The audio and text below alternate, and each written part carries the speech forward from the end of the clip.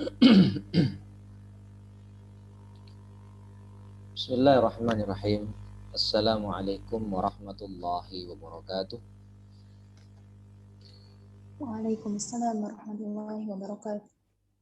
Alhamdulillah, alhamdulillahi wa kafa. Salatu wassalamu ala nabiyil mustafa alladzi la yantiqu 'anil hawa in huwa illa wahyun yuha wa ala alihi ahli sidqi wal wafa amma ba'd. فأسأل الله تعالى أن يمن لنا بعلم نافع والعمل الصالح وأن يفقهنا في الدين وأن يفتح لنا فتوح العارفين وأن يرزقنا الإخلاص في الأقوال والأعمال اللهم آمين. Ma'asyiral muslimin, a'azzani Allah wa iyyakum. Alhamdulillah, puji syukur kepada Allah Subhanahu wa taala atas nikmat dan karunia yang telah berikan kepada kita, terutama nikmat yang sangat agung, nikmat iman dan Islam. Salawat dan salam senantiasa tercurahkan buat suri tauladan kita Nabi Muhammad sallallahu alaihi wasallam serta keluarganya beliau, sahabat beliau, dan orang-orang yang senantiasa teguh di atas sunnah beliau hingga akhir zaman. Ikhwah fillah, azani Allah wa iyyakum. Pada kesempatan pagi hari ini, sekarang hari Ahad, pekan pertama dari bulan September, dan sebagaimana jadwal biasa kita, yaitu setiap pekan pertama dan pekan ketiga setiap bulan itu kita oke, taib, suaranya agak dikeraskan sedikit lagi. Baik. Jadi sebagaimana jadwal rutin kita, yaitu setiap pekan pertama dan pekan ketiga setiap bulan itu membahas kitab Al-Waraqat pagi hari, setiap hari Ahad jam 6 sampai jam 7 pagi. Nah, kemarin 2 minggu kita libur ya, karena itu pekan keempat Agustus dan pekan kelima, karena memang bukan jadwalnya, maka agak lumayan lama kita libur ya, selama 2 minggu. Nah, sekarang kita sudah masuk lagi ke pekan pertama, yaitu di bulan September. Kita lanjutkan kembali pembahasan kita dalam kitab Al-Waraqat ini. Nah, kitab Al-Waraqat ya, saya ingin sedikit mengulang saja. Kitab Al-Waraqat yang kita bahas adalah kitab Waraqat karangan Syekh, disyarah oleh Syekh Nasr Asy-Syafri ya, karang oleh Syekh Sa'ad bin Nasir Abdul Aziz Asy-Syafri hafizahullah taala, salah seorang termasuk bagian dari mufti Saudi Arabia ya. Kitab Al-Waraqat ini cukup cukup rinci. Beliau membahas syarahnya cukup rinci, termasuk mutawwalat lah, seperti termasuk syarah Waraqat yang mutawwalat, bukan yang mukhtasar. Nah, pada kesempatan pagi hari ini kita sudah masuk ke pembahasan mukhassis munfasil. Kan kita sekarang sedang membahas al-am wal khas. Kita sudah selesai membahas am dan kita sudah masuk membahas khas. Nah, khas sendiri itu ada dua. Ya, mukhassis itu ada dua, mukhassis munfasil dan mukhassis muttasil. Mukhassis muttasil itu mukhassis yang bersambung, tidak bisa berdiri sendiri dengan nas umum. Nah, itu seperti istisna, kemudian syarat, kemudian sifah. Itu sudah kita bahas di pertemuan-pertemuan sebelumnya, dan hari ini kita masuk ke pembahasan mukhassis yang munfasil, mukhassis yang terpisah dari teks umum sebuah teks syar'i. Baik, qala al-musannif rahimahullahu taala wa yajuzu takhsisul kitab bil kitab wa takhsisul kitab bis sunnah wa takhsisus sunnah bil kitab wa takhsisus sunnah bis sunnah wa takhsisun nutqi bil qiyas. Nah, ini matan ya, matan yang ditulis oleh Al-Imam Abdul Malik bin Abdullah bin Yusuf al-Juwaini mutawaffa sanah 478 Hijriyah. Beliau salah seorang ulama besar mazhab Syafi'i dan termasuk gurunya Imam Al-Ghazali rahimahumullahu taala. Kata beliau, wa yajuzu takhsisul kitab bil kitab. Jadi di sini ada 5 takhsis. Takhsis Al-Qur'an dengan Qur'an, takhsis Qur'an dengan sunnah, kemudian takhsis sunnah dengan sunnah, takhsis sunnah dengan Qur'an, kemudian takhsis Al-Qur'an dan sunnah dengan qiyas. Pertama, taksis Alkitab bil kitab. Mentaksis Quran dengan Quran. Jadi Quran yang pertama, ayat yang pertama sifatnya umum, ayat yang kedua sifatnya khusus. Seperti apa contohnya? Mithalu dzalika qauluhu ta'ala wal mutallaqatu yatarabbasna bi anfusihinna thalathata quru. Al mutallaqatu jam'un muannatsun salim mu'arraf bi al jinsiyah fayufidul umum. Firman Allah di sini mengatakan wal mutallaqat, al mutallaqat. Di sini ada alif lam. Kita telah tahu bahwasannya di antara redaksi am atau sighatul umum adalah jamak yang ditempel padanya alif lam. Seperti al mutallaqat, al mu'minat, al muslimin, al insan. Al insan itu mufrad. Jadi ada kalimat yaitu bentuknya jamak. Nah itu di depannya ada alif lam, muhalla bi al, maka dia yufidul umum. Di sini dikatakan fayufidul umum. Artinya apa? Semua wanita yang tertalak, semua tanpa kecuali, itu masa iddahnya 3 kali quru. Ya, 3 kali apa? 3 kali masa suci. Fayashmulu ma kanat madkhulan biha wa ma lam yudkhal biha thumma ja'ana fi khitabin akhar qauluhu ta'ala ya ayyuhalladzina amanu idza nakahtumul mu'minat thumma talaqtumuhunna min qabli an tamassuhunna fama lakum 'alayhinna min 'iddatin ta'taddunaha. Nah, ayat yang di atas sifatnya umum, mencakup semua wanita yang tertalak, baik dia sudah digauli maupun belum. Kan gitu. Lalu datanglah ayat berikutnya yang mengkhususkan ayat di atas yang mengatakan fahadha khitabun khasun bi ghairi al-madkhul biha, yang mengatakan apa? Wahai orang-orang yang beriman, jika kalian menikahi wanita-wanita mukminah dan kalian talak mereka sebelum kalian gauli, maka tidak ada iddah bagi mereka, kan gitu maksudnya. Maka ayat ini bercerita atau menunjukkan wanita yang dinikahi kemudian ditalak sama suaminya dan belum sempat digauli, belum dijima, maka tidak ada iddah baginya. Maka ayat ini khusus berbicara tentang wanita yang belum disentuh suaminya pasca atau sebelum ditalak. Sebelum ditalak, belum disentuh lalu ditalak, kan gitu. Maka hukumnya bagaimana? Fa yakunul hukmu huna khassan bi ghairil madkhul biha wa yakunul khitabul 'amul awwal innama yatanawalul madkhul biha fa huna khassasna al-kitaba bil kitab. Jadi ayat ini umum mencakup semua wanita tertalak. Lalu ada ayat khusus, wanita yang ditalak tapi belum dijimai maka tidak ada iddah. Jadi mengeluarkan kalimat umum mutallaqat di sini dengan wanita yang tertalak tapi belum digauli. Lalu ada juga ayat lain, Allah berfirman wa ulatul ahmal ajaluhunna an yadh'na hamlahun. Wanita yang hamil itu masa iddahnya sampai dia melahirkan. Ini juga ayat mengkhususkan ayat di atas yang ayat Al-Baqarah 228.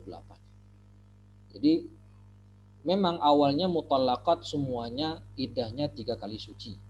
Perempuan yang tertalak iddahnya 3 kali suci, itu umum. Lalu dikhususkan dengan Al-Ahzab 49 bahwasannya yang belum digauli itu tidak ada iddah. Begitu pula wanita yang hamil ketika tertalak maka iddahnya sampai dia melahirkan.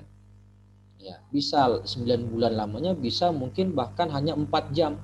4 jam setelah tertalak dia melahirkan, maka masa iddahnya selesai. Insyaallah mafhum ya, gampang insyaallah. Inilah contoh mentaksis Quran dengan Quran. Jadi Qurannya umum, kemudian ada ayat lain yang mengkhususkan keumuman ayat Quran yang pertama. Kemudian yang kedua, takhsisul kitab bis sunnah. mengkhususkan, mentaksis kitab dengan sunnah. Maksudnya bagaimana? An yarida lafdun amun fil Quran wa ya'tina lafdun khasun fi sunnah. Jadi ada lafaz Qur'annya umum, lalu datang hadis mengkhususkan lafaz Quran yang umum itu. Jadi lafaz Quran yang pertama umum, lalu ada hadis yang mengkhususkan lafaz Quran tersebut. Fanukhassisu umumal kitab biwasitatin nassil khas fi sunnah. Maka kita taksis, kita khususkan ayat Quran tadi dengan hadis yang khusus. Contohnya apa? Contohnya misalu dzalika qauluhu ta'ala, contohnya firman Allah Ta'ala, ya ayyuhalladzina amanu anfiqu min thayyibati ma kasabtum wa mimma akhrajna lakum minal ard. Nah, ini syahidnya nih, wa mimma. Wahai orang-orang beriman, infakkanlah dari harta kalian min thayyibati ma kasabtum, dari yang baik-baik dari apa yang kalian hasilkan, dan dari apa saja, mimma ma yufidul umum. Ya, ma'al mausulah itu termasuk sighatul umum, dari apa saja yang keluar dari muka bumi, yang kami keluarkan untuk kalian dari muka bumi. Nah, wajul istidlalnya apa? Ma huna isim mausul. Ma di sini adalah ma mausul. Wal asma al mausulah tufidul umum. Dan isim mausul itu berkonsekuensi atau bermakna umum. Ya. Wal asma al mausulah tufidul umum. Artinya semua yang dikeluarkan dari muka bumi, semua apa saja yang tumbuh dari dalam bumi itu semuanya wajib dizakatkan. Itu fayadullu dzalika ala wujubiz zakati fil khariji minal ard. Nah, ini dia madlul ayat ini dia. Maka ayat tadi apa yang terkandung di dalamnya menunjukkan wajib mengeluarkan zakat semuanya. Apa yang keluar dari muka bumi. Benarkah demikian? Secara lafaz ayat memang umumnya seperti itu. Semua yang keluar dari muka bumi wajib dizakatkan. Apa saja? Semua buah-buahan, semua jenis-jenis buah-buahan, semua jenis sayur-sayuran. Apapun itu wajib zakat. Ya, kemudian datanglah hadis yang khusus. Tsumma ja'ana fil hadits qauluhu sallallahu alaihi wasallam, laisa fi ma duna khamsati awsaqin shadaqah. فخصصنا اللفظ العام من الكتاب بهذا اللفظ من السنة وقلنا لا زكاة فيما يقل عن 5 أوسق من الثمار والزروع. Ini dia hasil dari kita taksis ayat yang umum tadi dengan hadis. Jadi kata Nabi, tidak ada kewajiban zakat jika dia kurang dari 5 wasak. Tadi kan enggak, ayatnya umum kan? Apapun yang keluar dari muka bumi, apapun, baik dia sedikit maupun banyak, baik sampai 5 wasak maupun kurang dari 5 wasak. Pokoknya selama dia keluar dari muka bumi, apa saja itu hasil bumi wajib dizakatkan. Tapi ada hadis khusus. Jika kurang dari 5 wasak, maka tidak ada kewajiban zakat. La zakata fima yaqilu an 5 awsuq minats thimar wa zuru'. Tidak ada kewajiban zakat jika hasil bumi tadi, tumbuh-tumbuh apa, buah-buahan dan hasil pertanian, jika kurang dari 5 wasak. Berapa tuh 5 wasak? Kalau kita buka buku kita fikih, terkhusus fikih mazhab Syafi'i itu, ya bagi di Alimta ada itu, Alimta syarah matan Nabi Suja itu dalam kitab zakat dijelaskan di sana bahwasanya 5 wasak itu kira-kira sekitar 720 kilo atau 750 kilo, ya sekitar itulah. Ya, sekitar 720 sampai 750 kilo.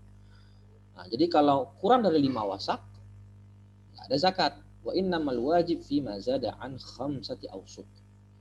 Ya, yang wajib itu kalau lebih dari 5 wasak atau jumlahnya 5 wasak. Kalau sudah sampai 5 wasak berarti itu nisab sudah. Nisab zakat pertanian atau zakat buah-buahan. Nah, kalau kurang dari 5 wasak maka tidak ada kewajiban zakat padanya.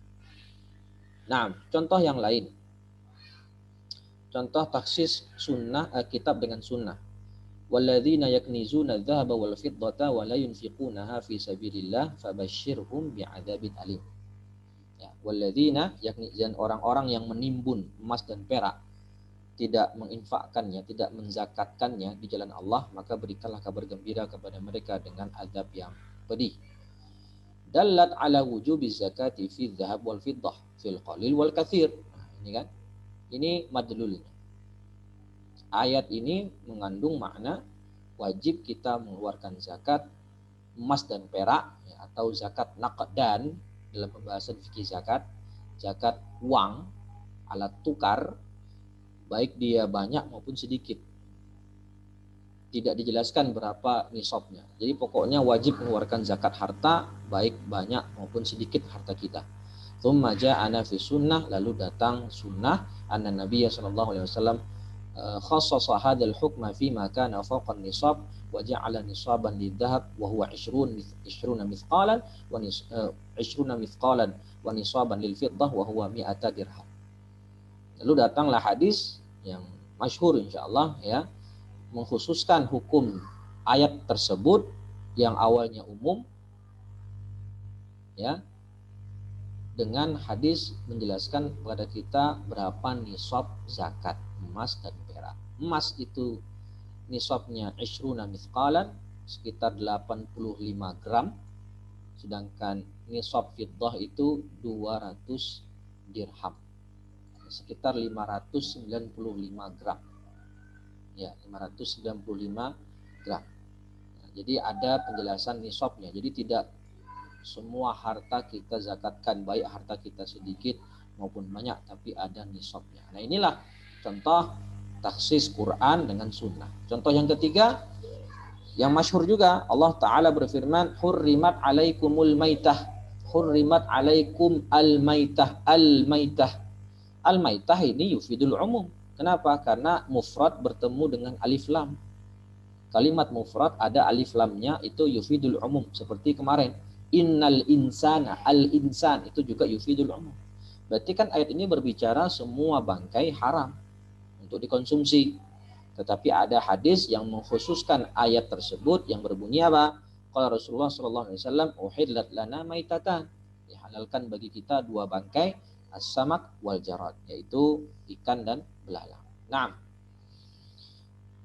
taksis yang ketiga, taksis sunnah bil kitab, mengkhususkan sunnah dengan kitab, dengan Quran.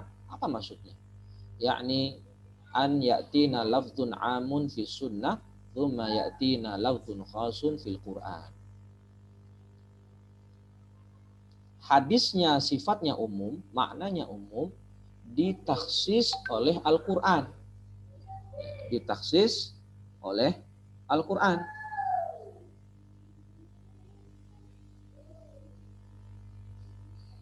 Jadi, fa yu'mal bil lafzil 'am fi sunnah illa fil mautin alladhi warada fihi ad-dalil khas min al-kitab wa yumkin at-tamthilu li hadhihi al-mas'alah bima warada fi sunnah min anna al-mutawaffa 'anha zawjuha yajibu 'alaiha al-ihdadu fil mawdi' alladhi ja'aha fi na'i zawjiha.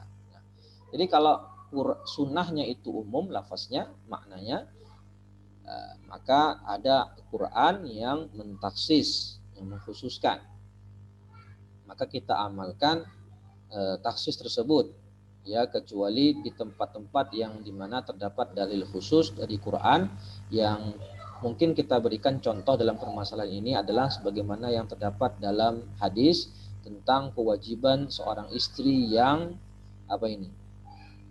ini dia. Ini hadisnya hadisnya isinya tentang kewajiban seorang istri yang ditinggal mati suami. Al-mutawaffa anha zawjuha. Kewajibannya apa? Ihdad. Ya, kewajibannya adalah ihdad, yaitu berkabung, berduka atas kematian suami selama 4 bulan 10 hari kan. Walladzina yatawaffawna minkum azwajan, itu yang yatarabbasna bi anfusihinna arba'ata asyhurin wa 'ashra. Jadi kewajiban ihdad, ya, berkabung atas kematian suami. Di mana dia berkabung? Di tempat dia mendengar kabar matinya suami. Alladzi ja'aha fihi na'yu zawjiha, yaitu di mana dia mendapatkan kabar kematian. Na'yu zawjiha itu kabar kematian suaminya, maka di situ dia tempat berihdadnya. Secara gampang begitu. Nah, lalu datang firman Allah Ta'ala, ini kan umum ya. Jadi di mana dia mendengar kabar kematian suaminya, disitulah dia berihdad. Disitulah dia berkabung selama waktu tertentu. Kemudian Allah Ta'ala berfirman, fattaqullaha mastata'tum. Bertakwalah kepada Allah semampu kalian. Nah, untuk kasus perempuan yang tadi, فَإِذَا كَانَتِ الْمَرْأَةُ غَيْرُ مُسْتَطِيعَةٍ لِكَوْنِ الْبَيْتِ غَيْرَ مَمْلُوكٍ لِكَوْنِ الْبَيْتِ غَيْرِ مَمْلُوكٍ وَلَا تَتَمَكَّنْ مِنْ اسْتِئْجَارِهِ فَحِينَئِذٍ يُخَصَّصُ اللَّفْظُ الْعَامُ مِنَ السُّنَّةِ بِهَذَا اللَّفْظِ الْخَاصِ مِنَ الْكِتَابِ. Kalau si perempuan tadi, ya, dia mendengar kabar kematian suaminya di rumah dan itu bukan rumah dia. Misalnya itu rumah kontrakan, misal, ya, atau kos-kosan. Lalu dia tidak mampu untuk melanjutkan kos-kosan tadi, membayar kontrakan rumah tadi.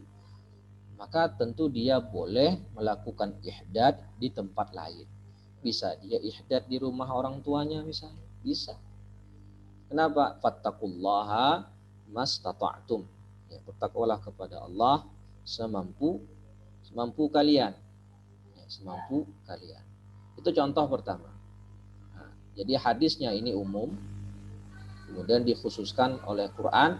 Kalau kalian tidak mampu, ya silahkan ihdad di tempat lain yang mana kalian mampu untuk di sana.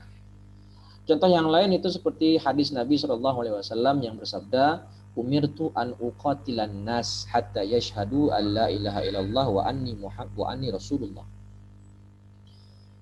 Hadis yang masyhur ya, aku diperintahkan untuk memerangi manusia. Umirtu an uqatilan nas, sampai mereka berislam, sampai mereka masuk Islam, kan gitu bunyi hadisnya. An uqatilan nas. Mana lafaz umum di sini? An-nas. An-nas ini yufidul umum. Karena ada alif lam, dan juga an-nas ini lafaznya am. Aku diperintahkan untuk memerangi setiap manusia sampai mereka beriman, kan gitu. Setiap manusia, nah, umum. Lalu ada firman Allah mentaksis hadis ini. Apa bunyi ayatnya? Allah Ta'ala berfirman, qatilul ladzina la yu'minuna billahi wala bil yaumil akhir wala yuharrimuna ma harramallahu wa rasuluhu wala yadinuna dinal haqqi minal ladzina utul kitab hatta yu'tul jizyah an yadin wa hum saghirun. Artinya, jika orang kafir ahlul kitab, ya, Yahudi Nasrani, itu mereka membayar jizyah kepada kita, kepada kaum muslimin, maka kita tidak boleh memerangi mereka, tidak boleh memusuhi mereka atau memaksa mereka untuk masuk ke dalam agama Islam selama mereka bayar jizyah. Jadi kan hadis yang pertama umum, siapapun dia selama belum beriman diperangi. Nabi diperintahkan untuk memerangi, tapi ada pengkhususan dari ayat Quran, kalau mereka bayar jizyah maka kita yuqirruna dina ahlil kitab idza u'tul jizyah. Kita akui agama mereka, maksudnya kita tidak boleh memerangi mereka, tidak boleh memaksa mereka, apalagi membunuh mereka jika mereka telah bayar jizyah. Ini maksudnya kafir dhimmi ya. Kafir dhimmi. Lalu taksis yang berikutnya, yang ke berapa berarti? Taksis yang keempat. Ya, taksis yang keempat. Taksis sunnah bisunnah. Nah, ada satu hadis lafaznya umum ditaksis dengan hadis lain lafaznya khusus. Bi an yarida lafdzun amun minas sunnati fayukhassasu bi lafdzin akhar minas sunnati aidan. Ini dia. Jadi ada sunnah hadis yang pertama lafaznya umum lalu ditaksis dengan sunnah yang lain yang maknanya khusus. Contohnya apa? Contohnya wa min amthilati dzalika qauluhu sallallahu alaihi wasallam fi masaqatis samaul usyur. Apa saja yang diserami oleh hujan, maka dia wajib mengeluarkan zakatnya sebesar 1/10 dari hasil panen. Kan gitu. Fi masaqatis sama'u al-usyur. Jika dia pertanian tadi atau tanaman yang dia tanam, pertanian yang dia tanam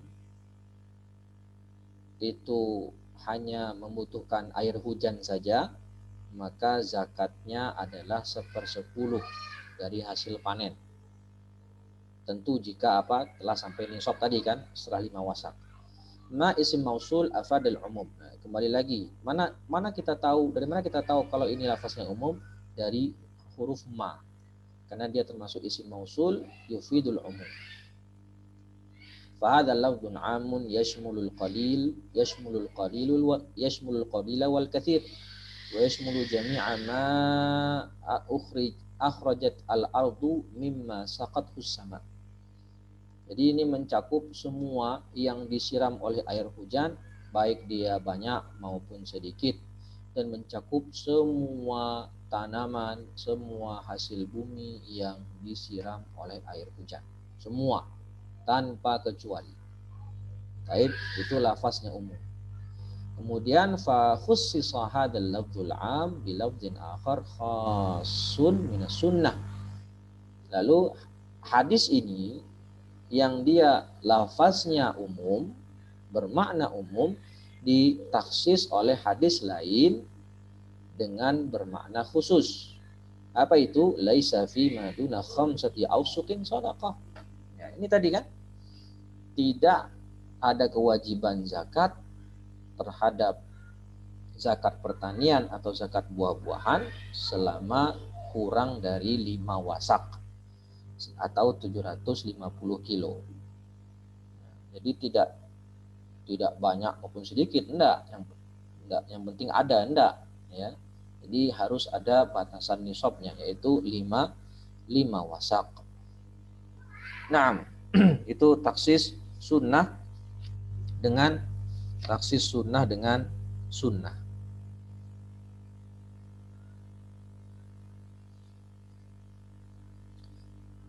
Selanjutnya taksis jenis yang kelima.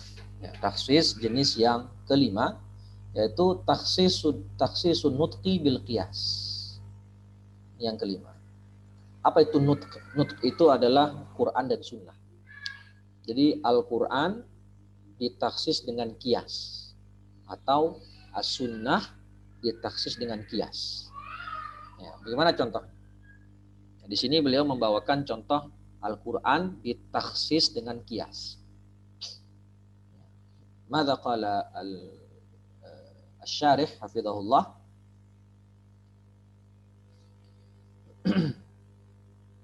Bima'na annana najidu lafdhan 'amman min al-kitabi aw as-sunnah thumma ba'da dhalika najidu mas'alatan khussisat min hadzal lafdhil 'am bi nassin akhar. Thumma najidu mas'alatan mumathilatan lil mas'alatil makhsusah tashtariku ma'aha fil 'illati fa hal naqulu inna hadzal lafdha al-'amma yukhassasu bi hadzal qiyas aw la yukhassasu bihi. Jadi kita mendapati teks nas dari Quran maupun dari sunnah dan dia lafaznya umum. Lalu kita mendapati masalah tersebut dikhususkan dengan lafaz yang lain.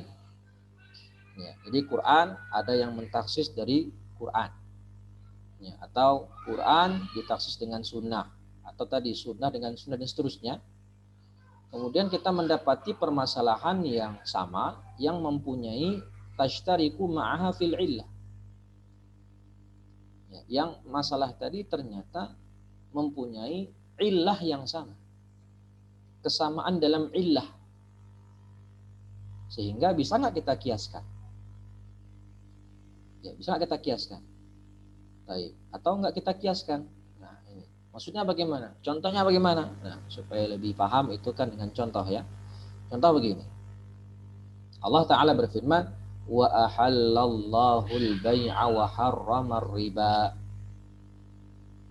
Wa ahallallahu al-bay'a, al-bay'a mufrad muhalla bi al. Itu umumnya. Allah halalkan kepada kita jual beli. Jual beli apa? Jual beli apa saja. Nah, itu yang bisa kita ambil dari lafaz ayat tersebut karena mengandung lafaz umum. Apa saja jenis jual belinya halal. Pokoknya jual beli. Yang haram itu riba. Baik ya, itu umum.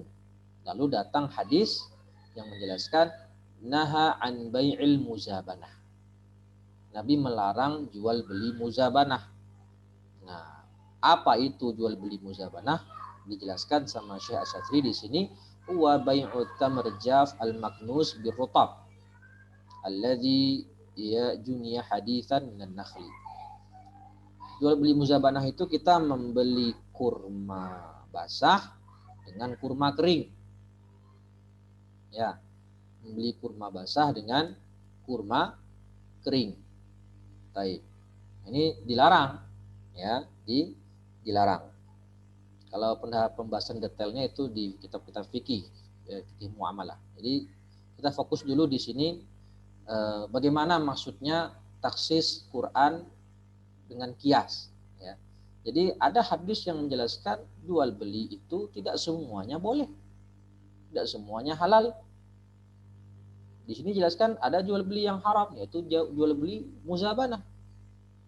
Dan banyak contoh jual beli yang diharamkan, seperti jual beli mulamasah, wal munabadah, jual beli bai'ul hasah, ya, jual beli inah, bai'ul inah, dan jual beli yang lain yang pembahasannya itu ada dalam kitab-kitab fikih muamalah.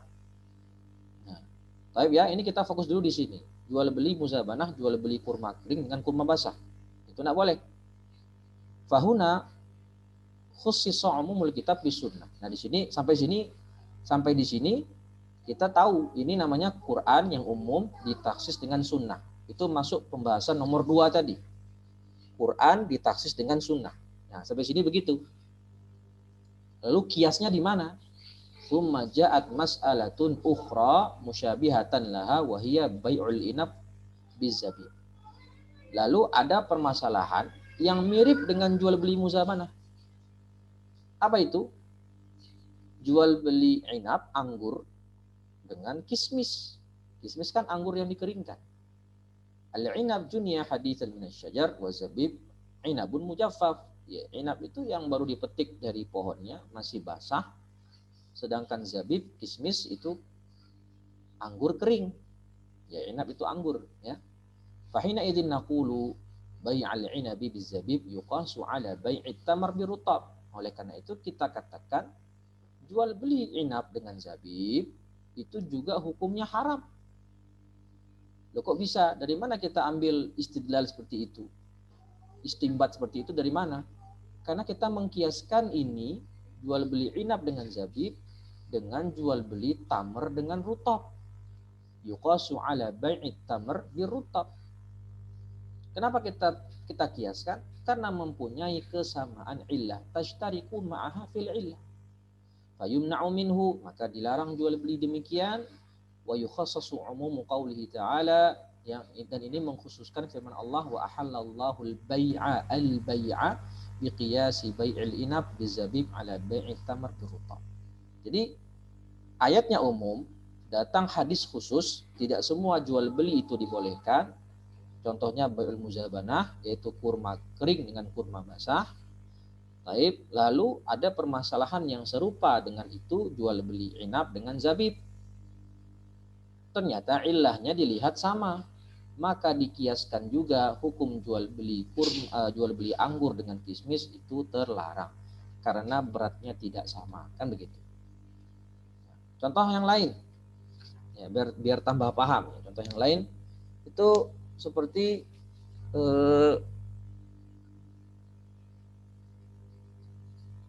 ayat, ya, sebuah ayat Allah Ta'ala berfirman, Az-zaniyatu waz-zani fajlidu kulla wahidin minhuma mi'ata jaldah. Mana umumnya di sini? Az-zaniyatu waz-zani. Az-zaniyatu waz-zani itu kan ada alif lam. Mufrad muhalla bi al, maka dia menunjukkan umum. Semua pelaku zina, laki-laki, perempuan, baik dia merdeka maupun budak, itu dihukum dicambuk sebanyak 100 kali cambukan. Umum. Yang penting dia pezina, baik dia statusnya orang merdeka, baik dia bukan merdeka atau budak, laki-laki atau perempuan, hukumnya dicambuk 100 kali. Itu umum. Ya, itu umum. Lalu datang ayat yang mengkhususkan ayat tersebut. Apa bunyi ayatnya? fa idza uhsinna fa in ataina bi fahishatin fa alaihinna nisfu ma 'alal muhsanati minal adab. Nah, ini berkaitan dengan budak. Budak itu hukumannya setengah dari orang merdeka dari ayat tadi. Fa alaihinna nisfu ma 'alal muhsanati minal adab. Ya, dan ayat ini bercerita tentang budak perempuan, al-amah. Ya, ayat yang fa in uhsinna. Ayat ini kan cerita tentang kalau budak perempuan berzina, maka hukumannya setengah dari wanita merdeka. Sebanyak 50 kali cambukan. Nah, budak itu, budak perempuan, kan ayatnya bercerita tentang budak perempuan. Nah, kita kiaskan dengan abid, budak laki-laki. Kenapa? Ilahnya sama-sama budak. Jadi apa hukum kalau budak laki-laki berzina? Hukumnya dicambuk sebanyak 50 kali. Dari mana kita ambil istimbat hukum seperti itu? Menggunakan kias. Mengkiaskan dari amah, budak perempuan. Yang budak perempuan itu dicambuk sebanyak 50 kali. Dan amah wal abid itu ilahnya sama. Na'am. Baik, semoga dapat dipahami. Wa takhsisul umum minal kitab wa sunnah biwasitatil qiyas lil ulama fihi thalathatu aqwal. Nah, lalu pertanyaannya, bolehkah kita mentaksis Quran dan hadis dengan kias? Nah, di sini ulama terpecah menjadi 3 pendapat.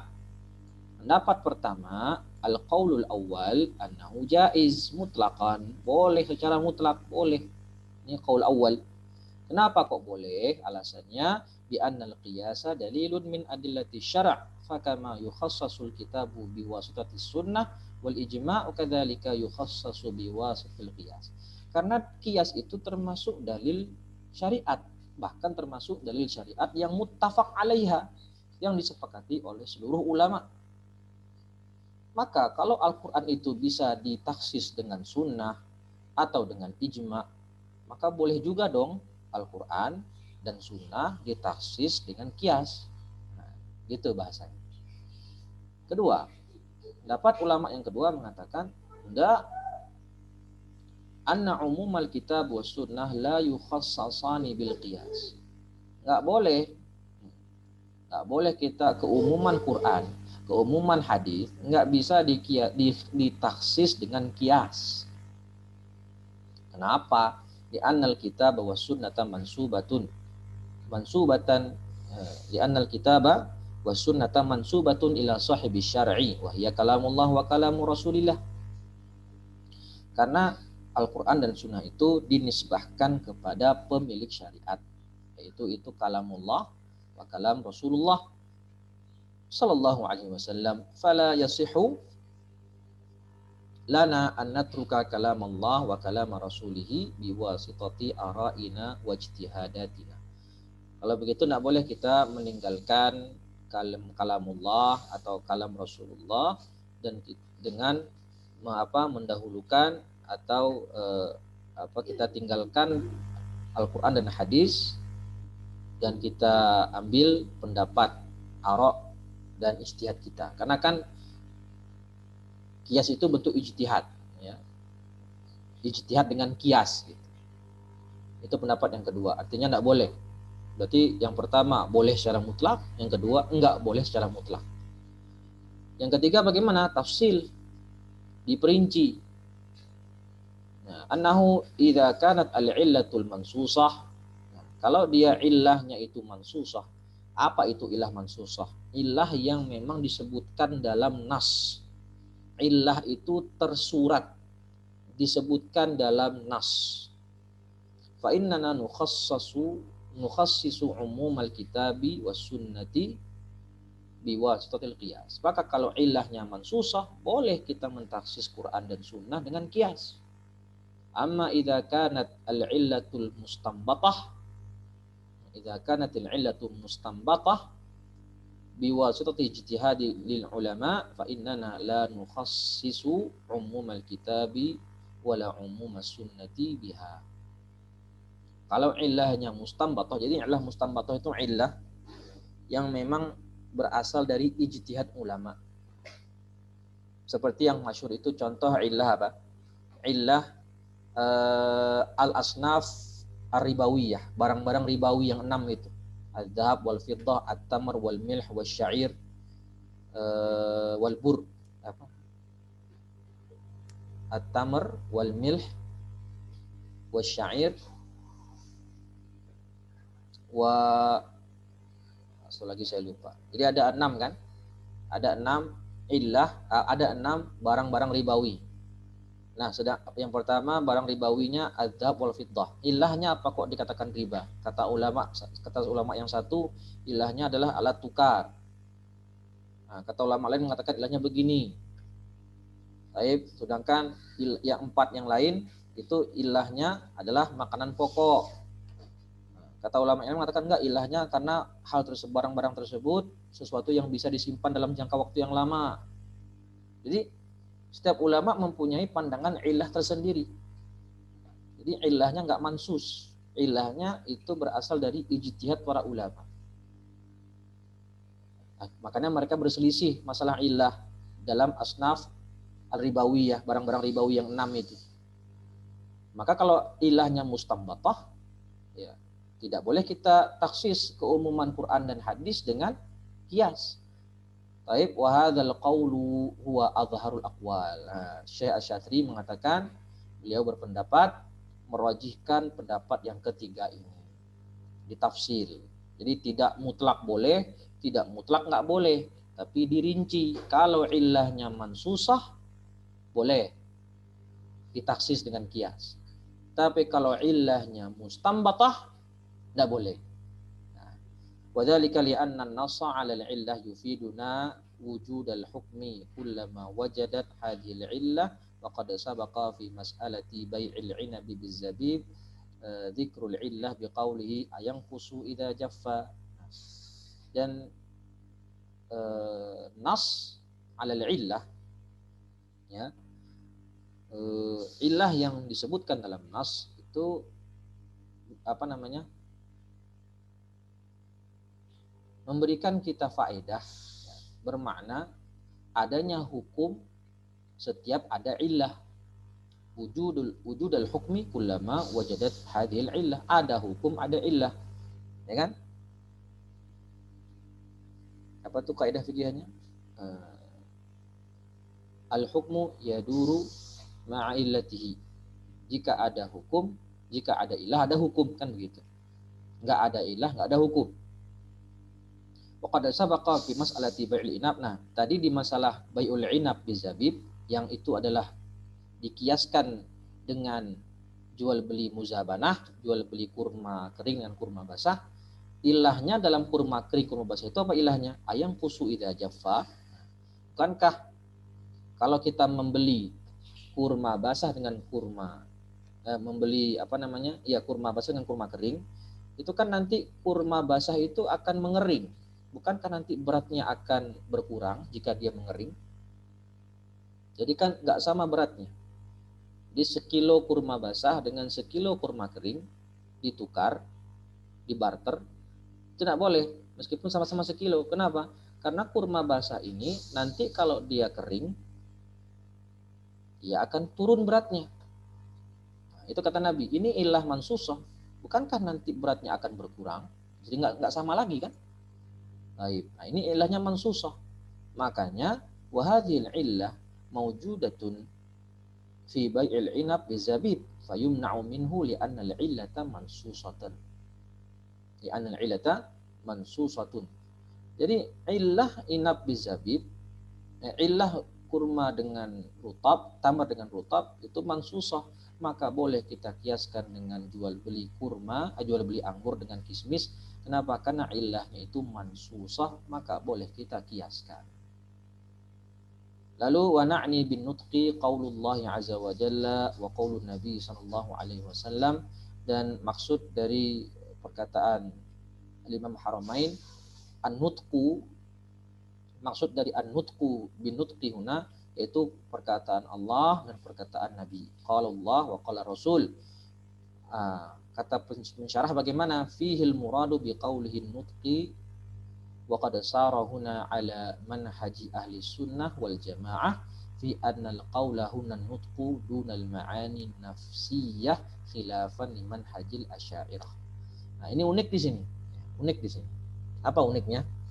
Uniknya adalah Imam Haramain ya, dalam Al-Waraqatnya menjelaskan maksud dari nutq, perkataan nutq di situ adalah firman Allah dan hadis Rasulullah.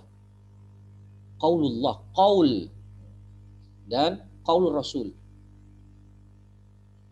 Dan ini menyelisihi manhaj asli dari Imam Haramain sendiri. Karena yang masyhur kan Imam Haramain itu akidahnya beraliran Asy'ari.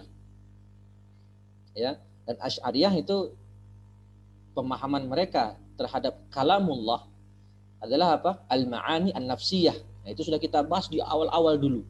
Pembahasan tentang kalam. Sedangkan Ahlus Sunnah mengatakan apa?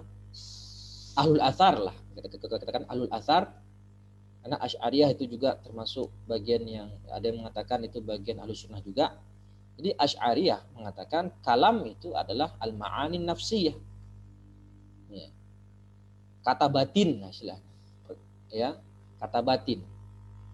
Sedangkan Ahlul Athar, Athariyah mengatakan kalamullah itu adalah apa yang bersuara fihi harfun wa saut.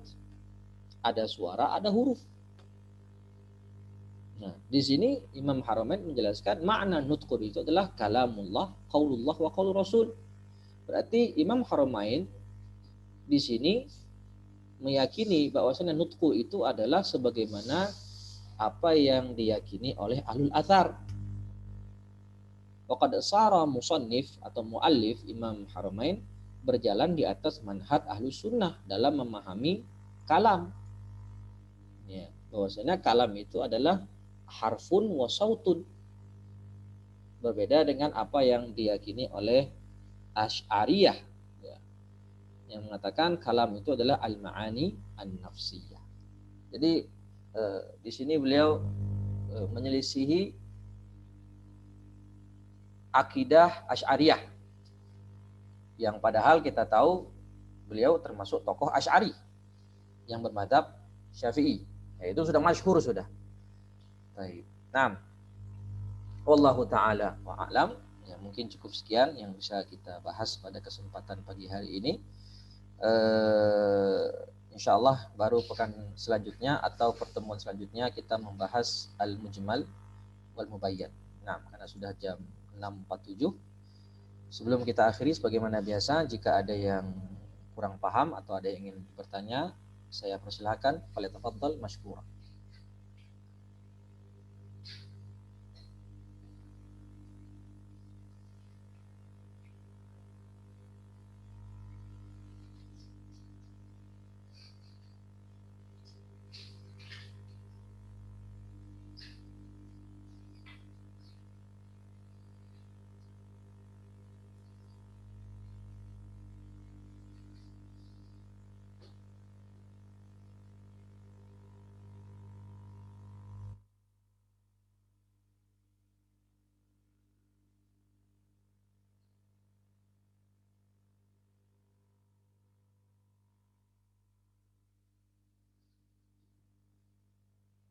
Tidak ada? Jelas insyaallah ya. Apakah jelas tadi penjelasan saya?